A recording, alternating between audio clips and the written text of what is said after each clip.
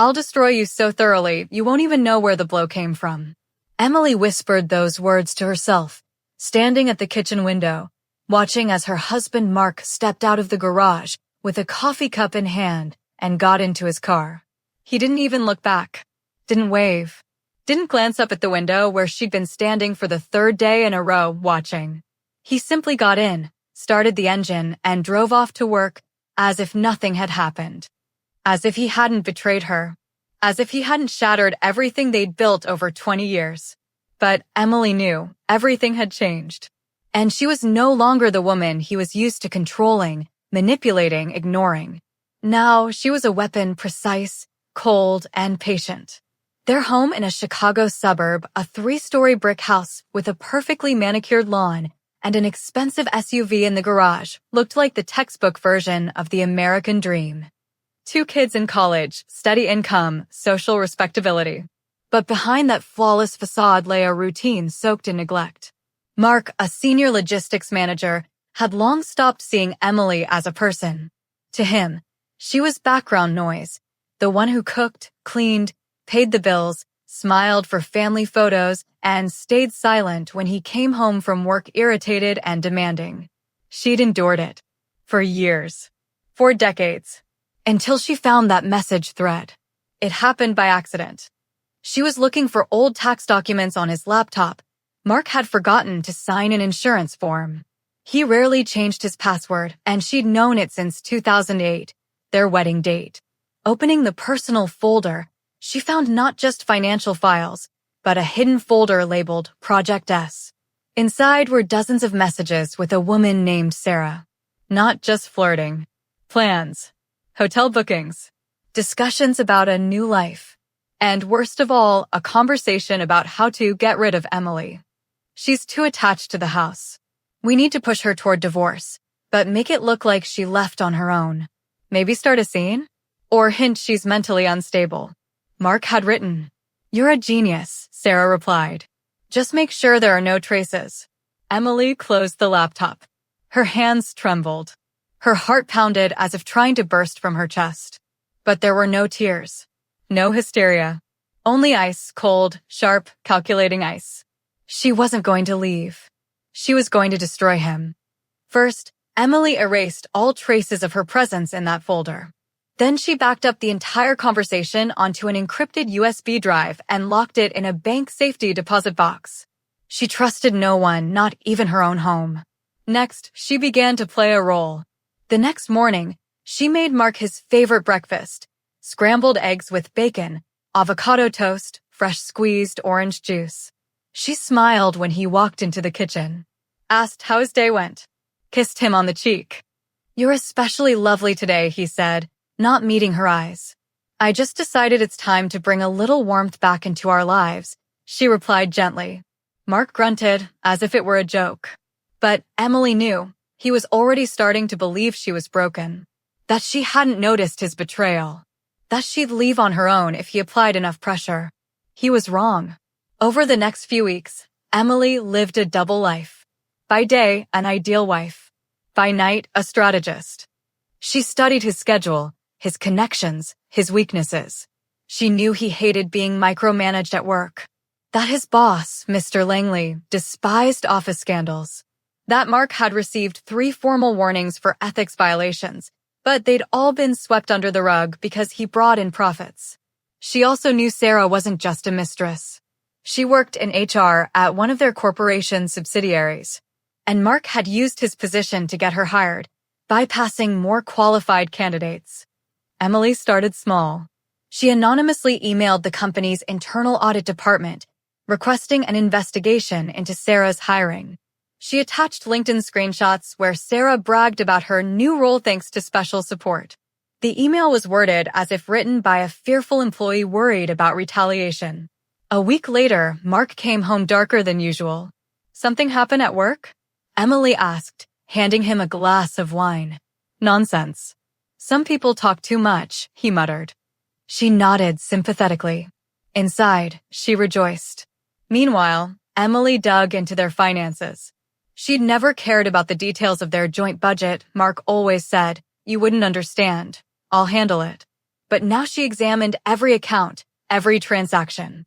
She discovered that over the past 6 months, regular transfers of $500 to $2,000 had been sent from their joint account to an account under Sarah's name, disguised as business dinners and travel expenses. Emily didn't confront him immediately.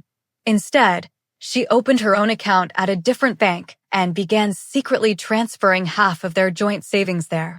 Legally risky, yes, but she'd consulted a family law attorney under the guise of a friend going through a divorce and learned if she could prove her husband spent marital funds on a third party, the court could void those expenses and return the money. She gathered evidence. Quietly. Methodically. Like a detective. Meanwhile, Mark's behavior grew erratic. He stayed late at work more often, but Emily knew he wasn't working. She'd installed a location tracking app on his phone under the pretense of wanting to know where you are in case of emergency. He agreed without question. Through it, she learned he spent evenings at Sarah's downtown apartment. One night, she drove there. Not for a confrontation. Not for threats. Just to observe. She sat in her car across the street until he emerged with a takeout bag and disappeared behind her door. She memorized the apartment number, photographed Sarah's car, checked her social media, and struck gold. Sarah was an active Instagram user. She posted vacation photos, party shots, romantic dinners. In one picture, Mark wearing a cap and sunglasses, but unmistakable. Caption, "My hero red heart." Date, the very day he claimed to be on a business trip in Denver. Emily saved everything. Took screenshots. Printed them. Filed them with her other evidence. But she didn't rush. Revenge wasn't about destruction alone. True revenge was making your enemy realize he'd built his own ruin. She decided to strike where Mark was most vulnerable, his reputation.